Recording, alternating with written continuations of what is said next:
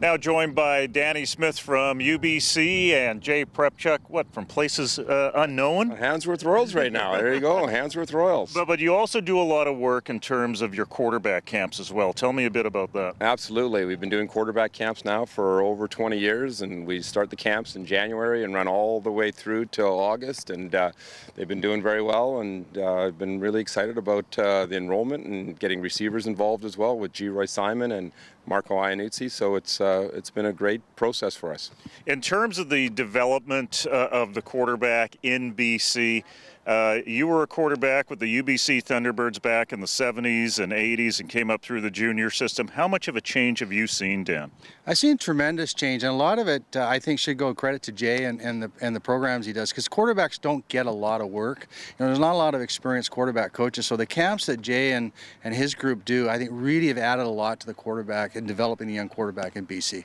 Now, we're talking about work and reps for quarterbacks. We're going to see a couple of drills here in a few minutes. How critical is it to get quarterbacks into a rhythm throughout the course of the year so they don't put the football down? Right. Well, like Dan said, it is a unique process that we have, right? And so it's nice to be able to get these guys working out early in the year. We get them working out in January and February, so they don't have to worry about their technique and their footwork when they get into team. Because when they get into team situations, they don't have time to, think about what they have to do as far as their technique and so on is concerned. So it's nice to just rep the technique in the off season. Then when they get to this regular season, they don't have to think about it as much, and it's just a natural process for them. Yeah, when it comes to quarterbacking, I guess you can break it down to two things if you want to keep it simple.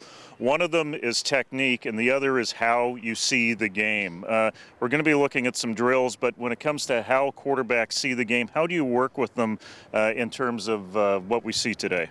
Well, I think the first thing Jay hit on is you got to get them fundamentally sound, and there's many ways to do it. There's no one way, but just getting them fundamentally sound is the first thing. And usually a quarterback's one of your better athletes on the team, if not the best athlete on the team.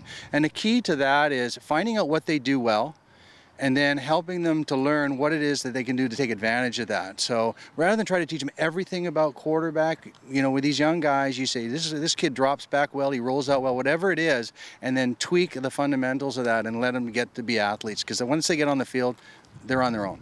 What's the first drill that we're going to see today? The first drill, the plays that we're putting in, and we want to always relate it to the plays that we're putting in for that particular day. So this morning's practice, we're putting our bootleg pass in, which is basically a rollout pass. So we're going to go over with the players how to throw on the run, basically, the fundamentals of throwing on the run and just the basics of doing that so that we break it down and complete the process by getting into team a little bit later on. What's the second drill we're going to see today, Dan? Well, Jay's going to do two back-to-back because they're really related to the early stages of the progression. And then the third one I'm going to do, which we're going to get them to stretch it out a bit, we're going to get them actually rolling out and throwing the ball on the run. So we'll do three drills, two that are to get them started, and the third one will actually let them execute the whole play. Okay, well, let's go to drill number one. We're going to Line up in a straight line, though, guys. Yeah, line up in a straight line, so face your partner. Now, guys, make sure you don't run into that goalpost, okay? Okay, so all we're going to do here, guys, is we're going to start our throwing on the run process because we're putting our bootleg pass. So what we're going to do to start off with, we want to frame yourself up properly here, okay? And you're just going to take a nice, easy jog towards your partner, and we're going to focus on our fundamentals of throwing on the run. So we want to really focus on getting your big chest, having your tray up, big chest, and coming up and throwing from your toes. You guys have heard us talk before about that. You want to get up on your toes as you're throwing on the run. You're making yourself big and throwing nice high. Okay, Dan, let's talk a bit about this drill. What are we trying to do here in terms of addressing fundamentals of throwing on the run? Well, fundamentally, what's different here about normal throwing motion is you actually throw off your wrong foot. So if you're a right-handed quarterback, you're throwing off your right foot, and if you're left-handed, you're throwing off your left. It's kind of counterintuitive. So what this drill does is get the kids to over and over repeat throwing off that wrong foot. What are you trying to recognize here in terms of technique to correct bad technique? Well, the biggest thing with kids when they're throwing on the run is they don't get good rotation. They open up their chest when they're running because they're normally running. And what we really try to do is get them to get their shoulders around, to get low and run, and then as they go to throw the ball and make their step, they get nice and tall and release the ball high. To release the ball high, how important is hip rotation? Well, hip rotations is important, and as a matter of fact, you bring up a good point. Is it we really emphasize getting your hips around, because if you get your hips around, your shoulders will come around. A lot of times, why they don't get around is they do get their shoulders around a little bit, but not their hips, and end up throwing the ball into the ground usually. If you're structuring practice at a minor level, how important is this to do with your quarterbacks on a regular basis? I would do it daily. If we have in our offense where we run bootlegs or throwing on the run a lot, and a lot of times you do that with young quarterbacks because it's easier to get them out of the pocket to throw the ball because they're athletic and they haven't a lot of experience in the pocket. So we'll do this a lot. And you know, one of the things that we try to do is, I know it's boring, the kids like to throw the rock down the field, but this is a fundamental that they need to master. So we'll do this daily. And you'll do it daily, and how long will you do this drill for? Well, we'll do it until I look down the line and I see that everybody is doing it reasonably well. And I won't stop doing this until they do that. Okay, so we're going to continue the throwing on the run process. Just have the quarterbacks getting used to throwing on the run, being on the run. So we're going to take the football. We're just going to back up a little bit here, Rylan. Okay, so we're just going to work on rolling to your right-hand side. Same principles as we talked about with throwing from your toe. But the big thing now, guys, that we want to focus on is going towards your target.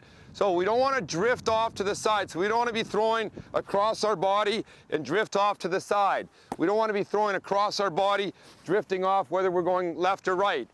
One of the keys to throwing on the run is to go towards, have your shoulders facing your target. So again, if I'm throwing a Rylan here, I'm not going to throw this way right here. I want to turn my shoulders so that they are facing my target, and you actually finish right running towards your target on this, okay?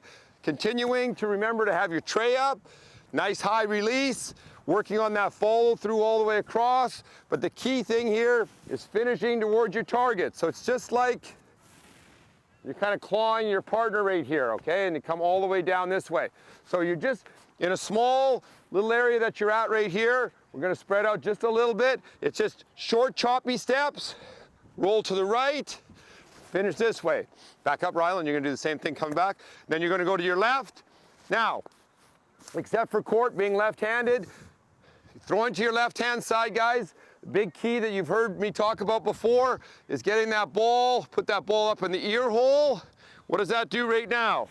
Takes my shoulders, squares them to that target. If I'm here, I'm gonna throw across my body, which again, I don't wanna do.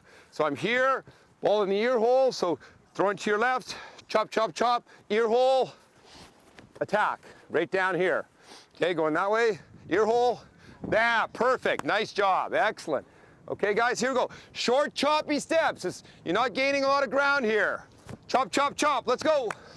Now, he was talking about drifting, avoiding the drift while you're delivering the football. How do you discipline yourself as a quarterback to move forward on your release? Well, basically, when we run a play like this, we're running sprinting. We're getting the quarterbacks to either sprint or make a fake and what we call win the edge. Once you turn the corner, we have quarterbacks going downhill. And when they're going downhill, they switch from being long strides into these short, choppy steps. And working downhill in short, choppy steps, they're able to stay in a nice form to fundamentally throw the ball. What are we looking to correct here? Generally, the kids will have a tendency to throw off the wrong foot here, so this helps correct that, so they're throwing off the right foot. The other thing that'll happen here is the kids will stay in long strides, and when they go to throw the ball will take off on them. Or the other thing that you'll see what happens is they stiff leg the front leg, and then the ball ends up going into the ground. So what we're really trying to correct here is to get them into a better throwing position rather than a running position. Okay, guys, what we're trying to do here is win the edge here, okay? Win the edge. And then get into your short, choppy steps. Get those shoulders around. Nice ball. Get your shoulders around. Okay, we hear what Dan's saying here. What are we doing in this drill, Jay? So we're putting it all together right now. We're taking the two previous drills and we're just now putting them into a game situation where the quarterbacks actually have to do their full rollout. So we're hoping that they get the edge, meaning they break, contain, and they're able to put some pressure on the defense and be able to use the techniques that we just taught them about getting up on their toes.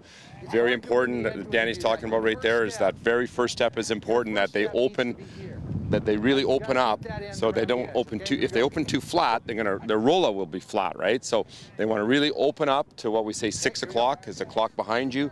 They open up to 6 o'clock, and then they get the full rollout going, and they get up on their toes, get their tray up, and they're ready to deliver a good pass here based on the drills that we did earlier. That's it. Nice, Mike. So it's key that they open up on the first step, but they got to chop it up at the end, don't they? Exactly. And they got to. It's just, being an athlete and gathering your feet together. So as you throw, you can see some of the better guys are able to throw on the run without really chopping it up too much. Because you don't want to slow down too much either. Because you remember, you got 11 guys on the other side of the ball that are after you, right? They're wanting to get, they're wanting to get to the quarterback. They're wanting to sack the quarterback. So it's all a process that happens within 3 seconds with a lot of physical people coming after you, right? Well, with different athletes, they're going to have different strengths, but with those strengths, you can have bad habits. What sort of bad habits can you identify in a drill like this that you can try to correct? One of the first things is that very first step, and that's why being a quarterback, it's such a exciting process.